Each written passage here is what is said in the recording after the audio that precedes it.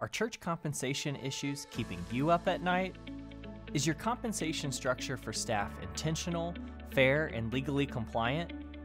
Join us for this insightful episode of the podcast as we sit down with David Fletcher from xpastor.org for his tips on getting smart with church salaries. Informing, encouraging, and supporting your church. You're listening to the Excellence in Church Administration podcast from ECFA.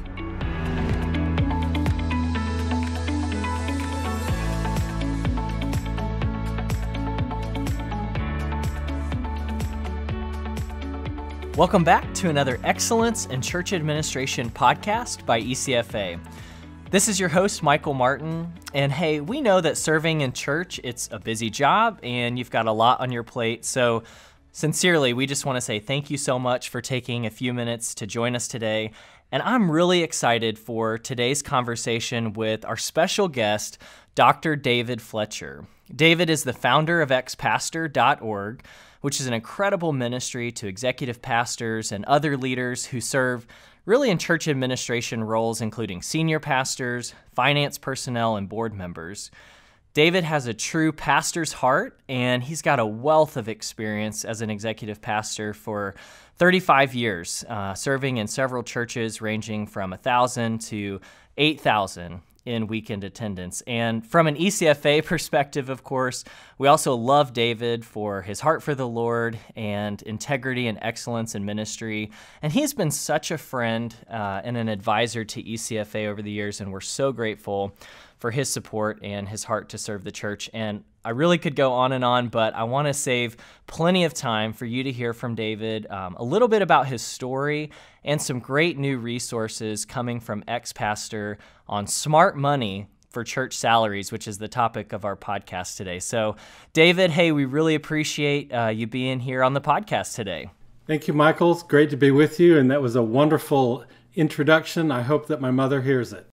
I hope so too. So, well, hey, as we get started here, David, I'd love for you just to tell those that are listening in just a little bit more about your background and your heart behind serving executive pastors and other leaders through XPastor. Yeah, I'd love to share that. So I entered Dallas Theological Seminary at the ripe old age of 20 and was a pastor for 35 plus years. I also did some executive education classes at the Kellogg School of Management and the Harvard Business School. That gave me a great little edge to and insights into some business issues. The genesis of the executive pastor problem is sourced in the doctoral dissertation I did for my DMin degree at Dallas Seminary. I was having a hard time finding resource material, and I thought, I used to be a really good researcher. Maybe I've just lost the edge. I could find nothing in the huge Dallas Seminary library. So I walked up to the head research librarian. How about that for a title? Marvin Hunn. I didn't even know that Marvin knew me. Marvin said, "Hi, David, how are you?" And I said, "Oh, I'm doing fine." And then he said, "So you're at Northwest Church, right?" "Yes, I am." "And you're the executive pastor there?" "Yes, I am." Now, this is the head research librarian. He said to me, about the year 2003, "What exactly is an executive pastor?" Oh, my. Wow. Exactly. That told me there was no literature on the topic because he hadn't read anything. So what I had to do for my dissertation was I went to newspapers and original church material to draw out source material. Now, since that time, many things have been published, but mine was, believe it or not, the first dissertation on the executive pastor. Out of that, in doing that dissertation and helping churches, we developed this little fledgling website called xpastor.org way back in the early days of the internet. And we saw people from all over the United States and really all over the world beginning to come to this website. And, metrics were so rudimentary in those days. We thought, how are they even hearing about this? Nobody used the word Google at that time. But over the last 15 years, we've seen the website grow to 800 plus free articles. We get, for a micro niche website, we get 400,000 to 500,000 visits a year, and people from the US, Africa, China, Russia, Australia. It really has become a global tool for churches of all sizes. which, in terms of giving away for free, my favorite rabbi says this: good measure, pressed down, shaken together, is overflowing.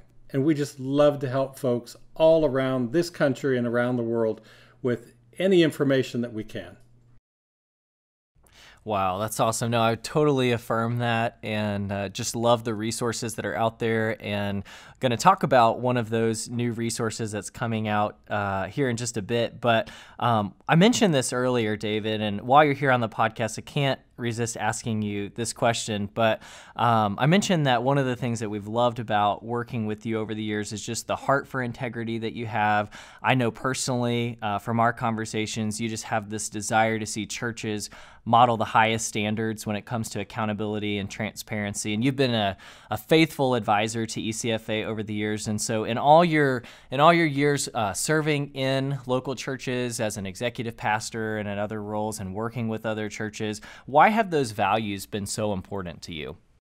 Well, the word integrity doesn't mean perfect. It means striving for the best. It means taking the pebble out of your shoe every day. I try and make amends as quickly as possible for my mistakes, and I'm far from perfect. In a marriage, it means you, as Paul says, you don't go to bed angry.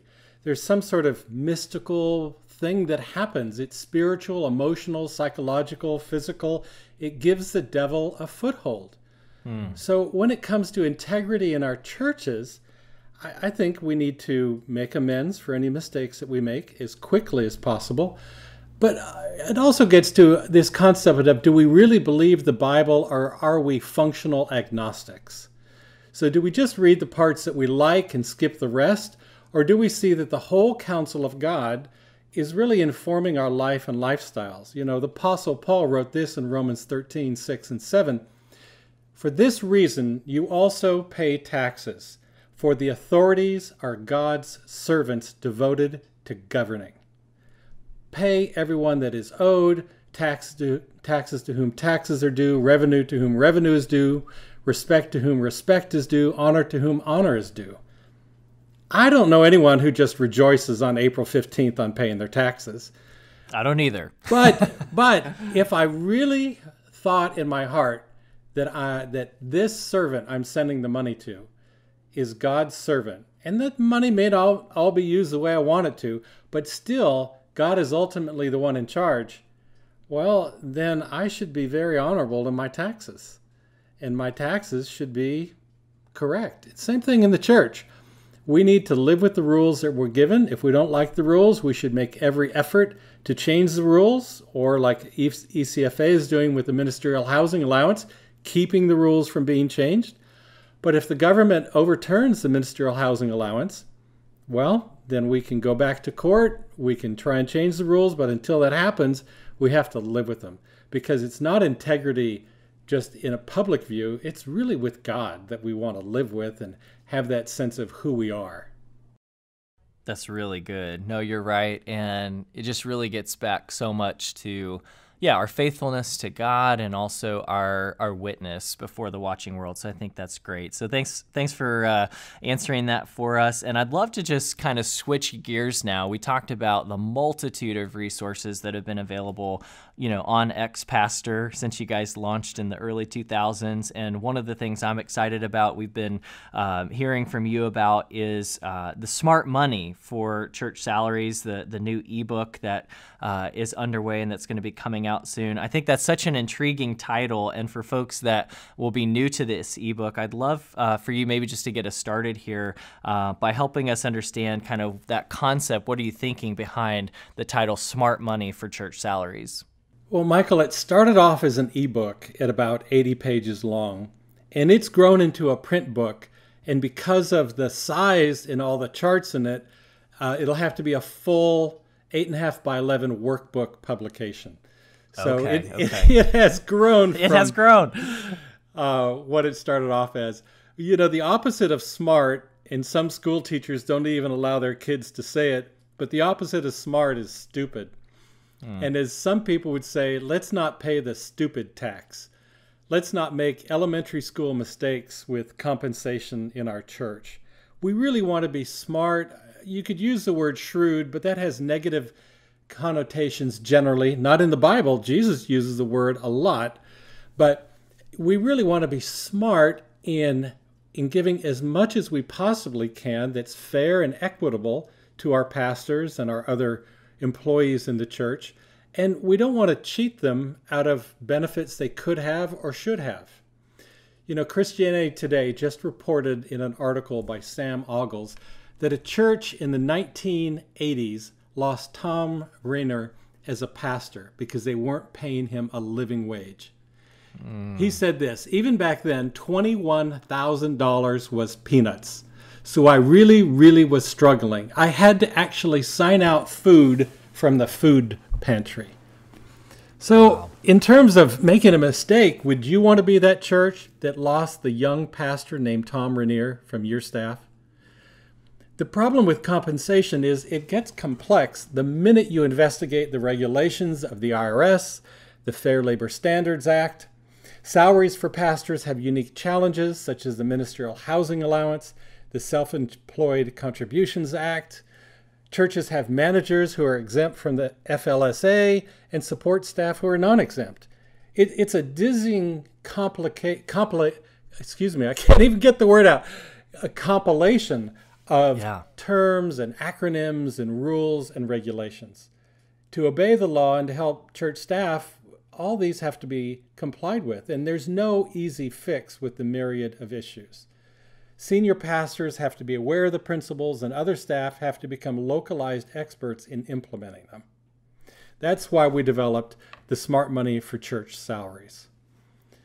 Perfect. No, that's good. Words like dizzying and myriad, like all of those are just perfect when it comes to this topic. And that's actually a good kind of lead into another question I'd love to ask you. And that is one thing that's unique that folks will see about this resource that's coming out is compared to others that are out there is you're presenting this in a case study format, which it's really engaging, I would say, especially on a topic, even as an attorney and a CPA, I would admit that some of this can be on more the dry side, with the different legal and tax and other issues that you mentioned. So tell us a little bit more about this case study model. I think that's fascinating. Why did you think that it was a good fit for this kind of message on the Smart Money for Church Salaries? Well, let's start with the 7 elements of Smart Money for Church Salaries.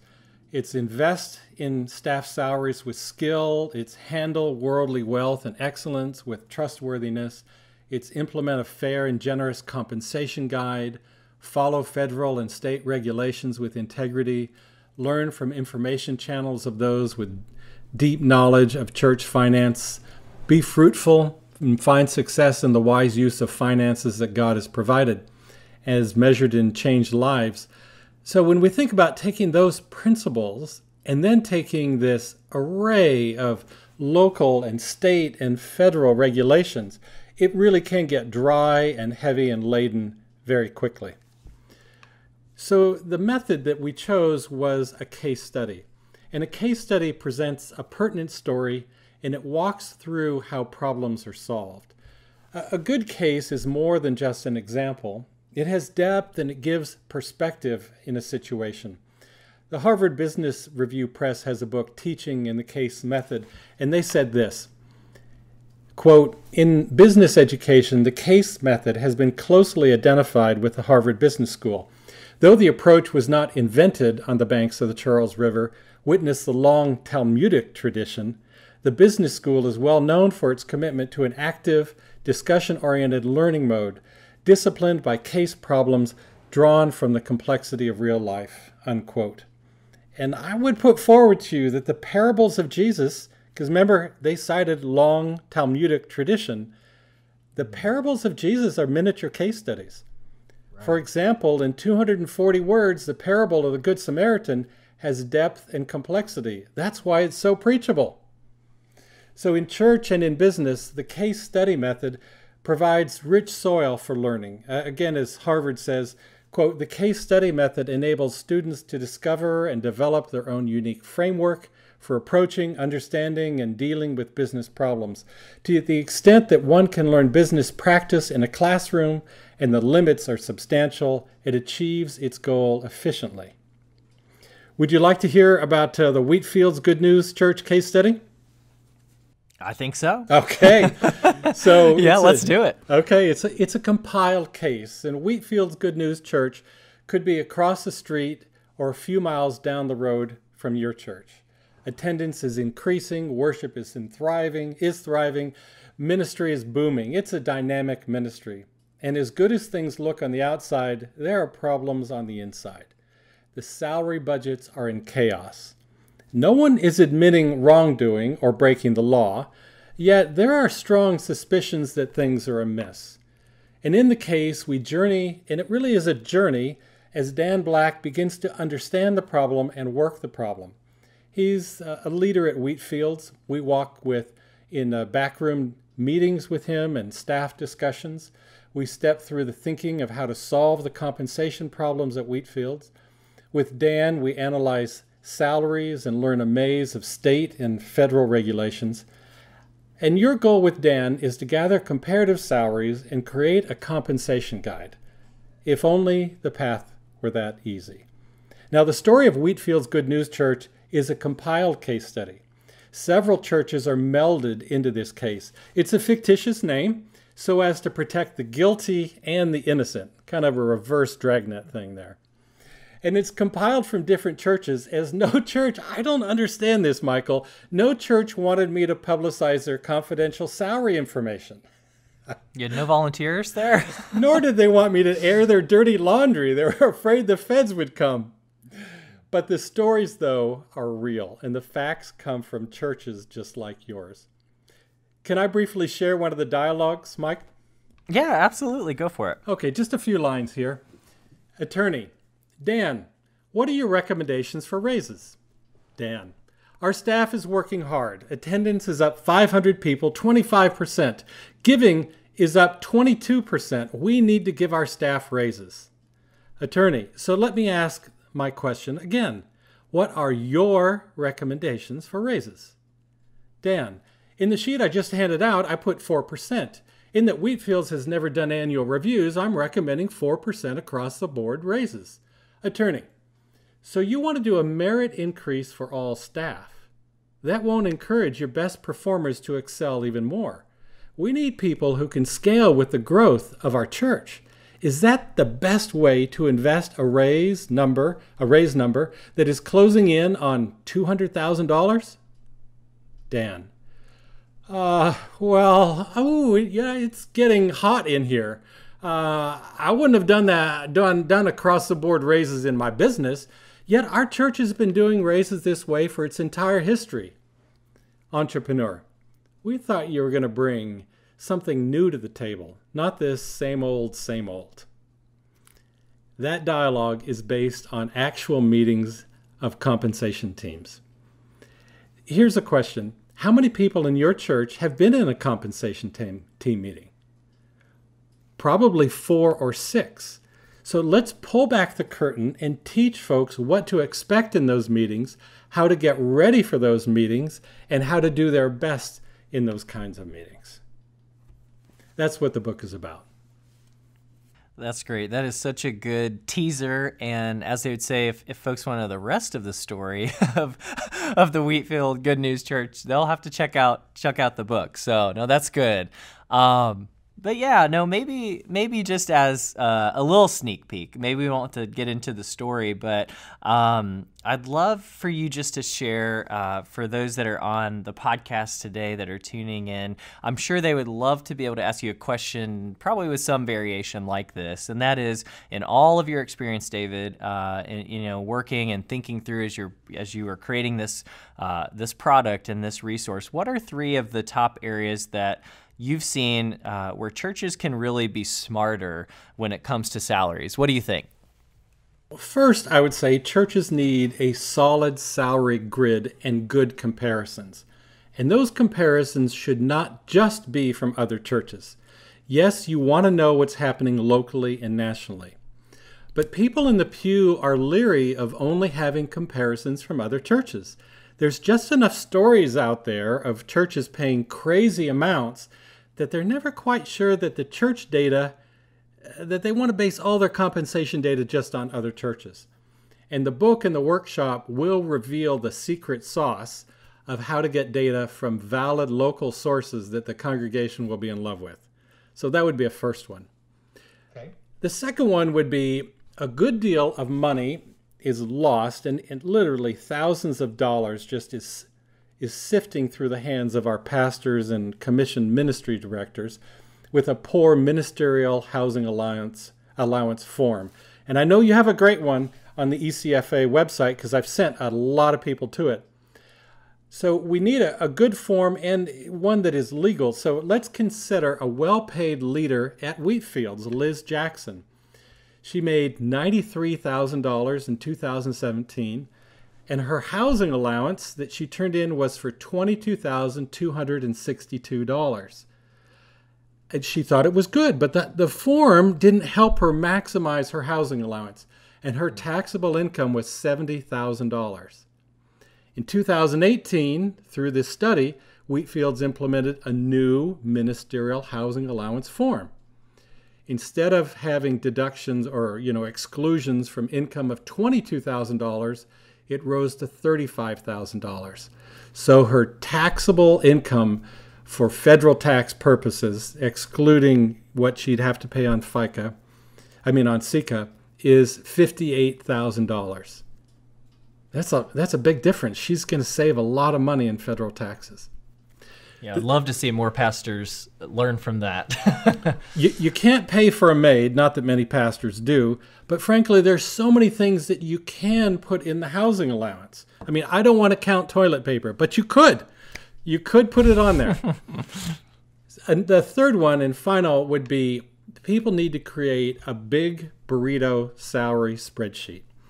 And that means every staff person, absolutely everyone, and every single part of their compensation is listed in the spreadsheet. So here's Tasha Turner, an administrative assistant. Tasha makes $40,800. And if you ask Tasha what she earns, she'd say, I make $40,000. Well, but when you tell her, Tasha, we're required, but you still get benefit of $3,100 in FICA. And your medical insurance is costing the church $9,500. We're putting $800 in your 403B plan, $985 in dental insurance, and workers' comp insurance of $490, and life insurance at 2 times your salary at $455, and vision insurance of $160, accidental death and dismemberment insurance of $40, and COBRA of $12, and long-term disability. Tasha, you're actually earning here. What it's costing the church is $56,433. 38% of that is benefits. That's how we need to be thinking of our employees. This is an expensive position. I had an employee, and they were making minimum wage, and their medical insurance alone was 120% of their salary. Here's another one. Did you know that for about $100 of taxable income, a church can give thousands of dollars of life insurance to a pastor? $50,000 of benefit is tax-free. But for a few dollars more, the church can double or triple this amount. So they buy $100,000 of insurance. The pastor has to pay the taxable amount of the premium, which is generally, it could be $100 for the pastor of taxable income. That's well worth what they should be receiving. So there's 3 things for you to consider. No, those are great. And just to kind of piggyback, if I can, off of that third one, David, called it the Big Burrito salary spreadsheet. Is that the same thing, too, within the book that you talk about? There are a lot of really practical tools in this book as well, but the compensation guide for churches as well, is that kind of all part of the same thing? The Big Burrito salary spreadsheet is the result of a good compensation grid. A grid should have every, not person, but position listed, and then quads, what are the minimum and maximum amounts that are going to be paid for that position. So that you don't keep giving somebody a 4 or 6% raise ad infinitum, and suddenly you're paying, this happened at IBM, they were paying a male clerk triple what should be paid. They went to rehire the position after the person retired and were shocked at what the person was making. This was back in the 60s. So we want to understand, hey, what is our maximums? What is a fair and equitable wage? Otherwise, you're going to lose a young pastor like Tom Rainier. Wow. That's good. So that's really helpful just as a sneak peek of some of the content there in the book, and also just, again, some really, really practical tools for folks. I do want to talk really quickly, David, too. You mentioned earlier here in the podcast that there are going to be some workshops coming up as well, some compensation workshops, and we're really excited at ECFA to get to be joining you for some of those. And so maybe just give us a little sneak peek of what folks have in store if they're able to make it to some of those gatherings. 12 regions around the United States where we're going to do it. They're listed on the xpastor.org website. This material is heavy material, so we will be doing 25 minutes of in-depth presentations from the Wheatfields case. I'll be presenting that, as well as some nationally noted leaders, like folks from ECFA. And then we'll go into 10 minutes of small group discussion, followed by 10 minutes of large group discussion. This is kind of the classic ex-pastor format. This is a deep dive, and the issues are complicated. The head can only take in what the seat of education can endure. So we mix it up with lively, interactive times. It's practical. Teams should come. We tried to price it so that a team could come. Senior pastors just have to know the concepts. XPs, senior associate pastors, finance directors, and run-of-the-mill, not run-of-the-mill as in average, but your staff pastors should be there because they're going to be the leaders of tomorrow's church. So let's train them up now. Finance and compensation teams and board members are great targets who should be coming to this event. Great. And so, David, you mentioned the website, right? So it's xpastor.org. Is that the best place, for folks that are tuning in to be able to keep up with you just generally, but to also look for more information? It's right on the front page of the website. It's the letter X, not EX, but the letter X as in executive pastor, but xpastor.org. It's a brand kind of like Kleenex or Xerox. Once you know it, you'll never forget it. And all that information is there and live. Perfect. Well, no, that's great. And hey, I wish we had more time together today, but we're kind of coming up here to the close of the podcast. But hey, David, I just want to say thank you again so much for being our guest today. Look forward to those resources that are to come and to be with you at those workshops, and really just for the great work in the ministry of ex-pastor. We really appreciate you, and we're cheering on all that you guys are doing. I love the 7 standards that ECFA has and how many churches I'm able to encourage. I just encouraged a new nonprofit to join ECFA, and they have to wait until they have $50,000 of income, I think, per year. They're that new. But I said, hey, get in line with some national standards, and ECFA is the place to do it. So it's wonderful to partner together. Thank you so much. Well, good. Well, they'll be getting started off on a good foot.